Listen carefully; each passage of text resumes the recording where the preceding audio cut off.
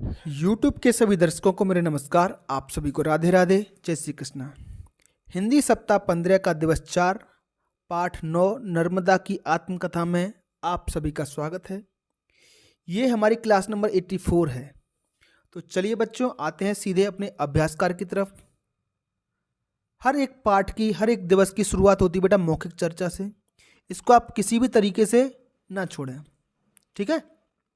ये चर्चा अपने दोस्तों के साथ अवश्य करें या फिर अपने शिक्षकों के साथ में इन सभी मुद्दों पर, इस सभी पॉइंट पर चर्चा करें। नदियों के किनारे बने दर्शनीय स्थलों के नाम बताइए। लाल बहादुर शास्त्री की जन्मभूमि किस नदी के किनारे थी, है ना। किस नगर में बसा है, यह शहर क्यों प्रसिद्ध है, मंदिर पर झंडे कैसे होते हैं। ये सब आप शिक्षक से, अपने दोस्तों से, अपने बड़े भाई बहनों से चर्चा अवश्य करें। हम आते हैं अपने लिखित भाषा विकास के प्रश्न पर, जिसमें आपसे पूछा गया है तुकांत शब्द लिखिए। तुकांत मतलब जिसके अंत में तुक हो, ठीक है। जैसे माला, माला का तुकांत हो जाएगा काला भाला। मात्रा देखो, 2 अक्षर का शब्द है तो आपको दोनों अक्षरों की मात्राएं एक जैसी हों, ऐसा शब्द इसका तुकांत होगा। अगर 2 से ज़्यादा अक्षर का शब्द है तो लास्ट की लाइन आप देख लो, 2 अक्षर लास्ट के 2 मिला लीजिए।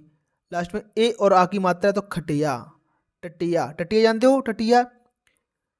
अगर आप जानते हो टटिया तो मुझे कमेंट बॉक्स में बताएं टटिया का मतलब क्या होता है, ठीक है। क्या आपके घर पर टटिया है या आपने कभी देखी है? बेटा घास फूस का एक दरवाजा सा बना दो, एक बड़ी सी चौपा बना दो, कुछ चीज़ बना दो घास फूस की लकड़ियों से, तो उसको कई क्षेत्रों में टटिया बोलते हैं। जैसे पशुओं के रहने की जगह हम बनाएं तो टटिया से, घास फूस से उनका घर सा बना देते हैं, तो उसको टटिया का घर बोलते हैं, ठीक है।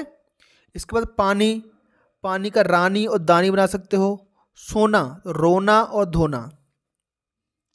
कविता को आगे बढ़ाइए बेटा, ये आपकी कल्पना के ऊपर है ना, आपके सोचने की क्षमता के ऊपर ये कविता आपको आगे बढ़ानी है। जैसे चिड़िया रानी, तो तुक, तुक से ही बेटा कविता बनती है। तो चिड़िया रानी लिखा है तो हमने बना दिया चिड़िया रानी बड़ी सयानी। रोज सुनाती, तो सुनाती लास्ट के लाइन है हमें कहानी। तो देखो सयानी और कहानी तुक मिल रही है और तुक से ही कविता बनती है। दाना चुगती पीती पानी, कहलाती सबकी नानी। लो बन गई तुक, पानी और नानी। तो तुक ही बेटा सब कुछ है। कविता बनाने के लिए तुक होनी चाहिए और तुक के लिए तुकांत शब्द होने चाहिए। चलिए बच्चों आगे बढ़ते हैं। लिखित प्रश्न में प्रश्न क्रमांक 1, प्रयागराज में किन 3 नदियों का संगम है? यहाँ कौन सा प्रसिद्ध मेला लगता है बेटा? तो प्रयागराज, जिसका पहले नाम था इलाहाबाद, क्या नाम था बेटा? इलाहाबाद। अब इसका नाम बदल करके प्रयागराज कर दिया गया है, इलाहाबाद नाम था। प्रयागराज में 3 नदियों गंगा, यमुना, सरस्वती का संगम है। संगम मतलब मिलना। मान लो ये इलाहाबाद है, ठीक है, तो एक तरफ से गंगा नदी आ रही है, ये ऐसे, एक तरफ से यमुना नदी आ रही है और एक तरफ से ब्रह्मपुत्र आ रही है, और सब तीनों नदियां मिलकर के आगे बढ़ रही हैं। तो ये यहाँ पर तीनों नदियों के मिलने का जो स्थान है उसको कहेंगे संगम। 3 नदी मिल रही हैं तो इसको नाम दिया गया है बेटा त्रिवेणी संगम। क्या नाम देते हैं? त्रिवेणी संगम, ठीक है। तो कौन सी 3 नदी है? गंगा, यमुना, सरस्वती। संगम पर कुंभ का प्रसिद्ध मेला लगता है बेटा। ये मेला 12 वर्षों में एक बार लगता है बेटा। अब प्रयागराज में इस बार लगेगा, ठीक है, जिसकी तैयारियां अभी से शुरू हो चुकी हैं। बहुत बड़े स्तर पर लाखों की संख्या में लोग यहाँ पर त्रिवेणी संगम में स्नान करने के लिए आते हैं। तो कुंभ का मेला बहुत बड़ा लगता है, 4 जगहों पर लगता है, जिसमें एक जगह अपने मध्य प्रदेश की भी है, उज्जैन, क्षिप्रा नदी में लगता है, ठीक है। चलिए, और कुंभ के बारे में आप क्या जानते हो मुझे कमेंट बॉक्स में जरूर बताना प्यारे बच्चों। प्रश्न क्रमांक 2, पर्वतमालाओं से क्या आशय है? नाम लिखिए। बेटा पर्वतमाला, मान लो एक ये पर्वत हुआ और इसके बगल में एक और पर्वत हो गया, इसके पर्वत और पर्वत हो, ये पर्वत इस तरीके से आगे बढ़ रहा है, तो यहाँ से लेकर यहाँ तक पर्वत ही पर्वत हैं, तो एक माला प्रकार की बन रही है, माला जैसी, तो इसको ही हम पर्वतमाला कहते हैं, ठीक है। तो पर्वतों, पहाड़ों की श्रृंखला को पर्वतमाला कहते हैं। इस पाठ में बेटा 2 नाम आए हैं पर्वतमाला के, विंध्याचल पर्वतमाला और सतपुड़ा पर्वतमाला। प्रश्न क्रमांक 3 की तरफ बढ़ते हैं प्यारे बच्चों। उर्वरा भूमि से क्या समझते हैं?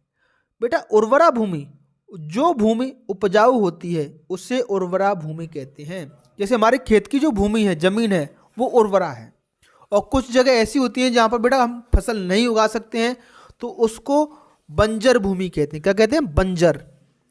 तो उर्वरा मतलब जहाँ पर हम खेती कर सकते हैं उस भूमि को उर्वरा भूमि कहते हैं। जहाँ पर खेती नहीं कर सकते उसको हम बंजर भूमि कहते हैं। उर्वरा का विपरीत शब्द है बंजर। अगला प्रश्न बेटा वाक्यों में प्रयोग कीजिए। तृप्त, तृप्त का क्या मतलब होता है बेटा? जितनी जरूरत है आपको वो चीज़ मिल जाए तो आप तृप्त कहलाओगे। तो आप वाक्य बना सकते हैं, खाना खाकर भिखारी तृप्त हो गया। उपजाऊ, तो मध्य प्रदेश की भूमि बहुत उपजाऊ है, तो उपजाऊ शब्द का प्रयोग हो गया। इसी तरीके से बेटा छलांग, ये शब्द लगा छलांग, छलांग शब्द का प्रयोग करते हैं। तैराक छलांग लगाकर नदी में कूद गए। छलांग लगाना। कलकल, कलकल शब्द का प्रयोग करते हैं बेटा, ये लिखा है कलकल। नर्मदा नदी का जल कल कल करते हुए बह रहा है। पानी जब बहता है तो उसकी आवाज़ होती है कल कल कल कल, है ना? तो कलकल शब्द का प्रयोग हमने यहाँ पर कर दिया है। उम्मीद करता हूँ प्यारे बच्चों इतनी चीज़ें आपकी समझ में आ गई हैं होंगी। तो चलिए आगे बढ़ते हैं। जिन बच्चों ने बेटा अभी तक हमारा चैनल सब्सक्राइब नहीं किया, बेटा चैनल को सब्सक्राइब जरूर करें, क्योंकि सारे वीडियो आपको एक सीरियल वाइज से क्रम से मिलने लगेंगे अगर आप सब्सक्राइब करते हो और बेल आइकन बटन दबाते हो नोटिफिकेशन का। ठीक है, चलिए धारा प्रवाह पठन है बेटा। महर्षि चरक, याद रखना क्या नाम है? चरक।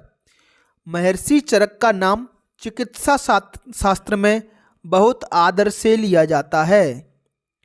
वे महान आयुर्वेदाचार्य थे। क्या थे बेटा? आयुर्वेदाचार्य।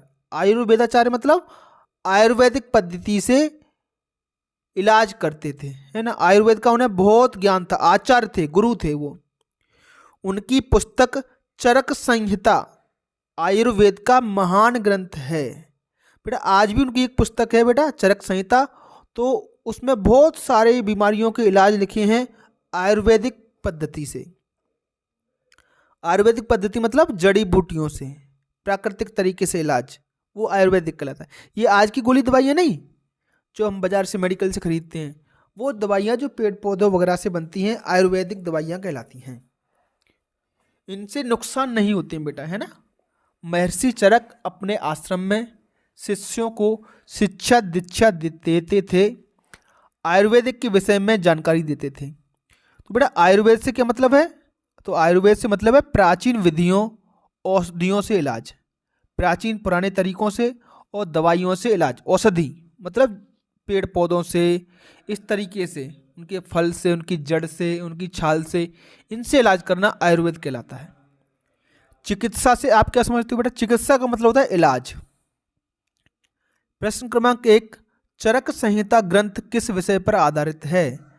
तो चरक संहिता ग्रंथ आयुर्वेद, क्या लिख देंगे बेटा? इस किस की जगह लिख दोगे? आयुर्वेद पर आधारित है। आगे बढ़ते हैं। प्रश्न क्रमांक 2, कुछ जड़ी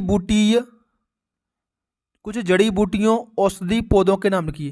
बेटा इन जड़ी बूटियों से, इन पौधों से इलाज करना ही आयुर्वेद कहलाता है। तो कुछ पौधे ये रहे बेटा, तुलसी, नीम, आंवला। जड़ी बूटी में हल्दी, हर, बहेरा, आंवला, सफ़ेद मूसली, ग्वारपाठा, जिसको आजकल एलोवेरा भी कहते हैं। तो ये सब जड़ी बूटियाँ प्राकृतिक रूप से मिलती हैं। इन दवाइयों को हम आयुर्वेदिक दवाइयाँ कहते हैं।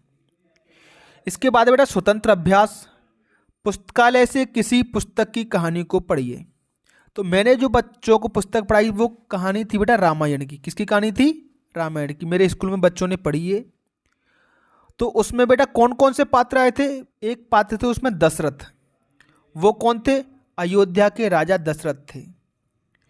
दूसरे पात्र थे उसमें राम। तो राजा दशरथ के सबसे बड़े पुत्र राम थे। तो कहानी जो आपने पढ़ी है उसमें जो जो पात्र आए उनके बारे में एक एक वाक्य लिखना था। उसमें अगले पात्र थे लक्ष्मण।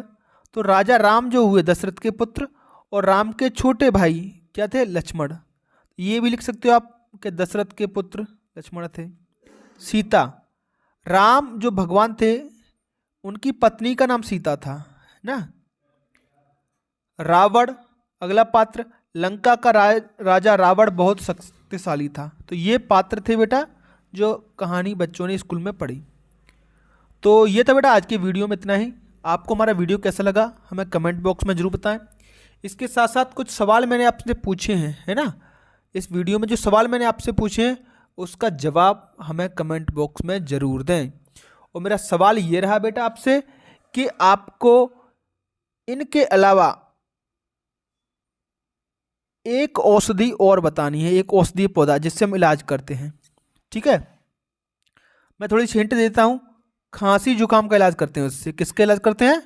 खांसी और जुकाम। तो सर्दियों में उसका बहुत प्रयोग होता है उस औषधि का। और जब चाय बनाते हैं तो चाय बनाने में भी उसका प्रयोग करते हैं हम। इतनी हिंट दे दी है मैंने आपको। तो खांसी जुकाम में उसका उपयोग करते हैं और चाय बनाने में उसका उपयोग होता है। अब उस औषधि का नाम आपको कमेंट बॉक्स में मुझे बताना है। तो चलिए बच्चों आज की वीडियो में इतना ही, फिर मिलेंगे अगली क्लास में। तब तक के लिए आपका दिन शुभ हो। Have a nice day and thank you.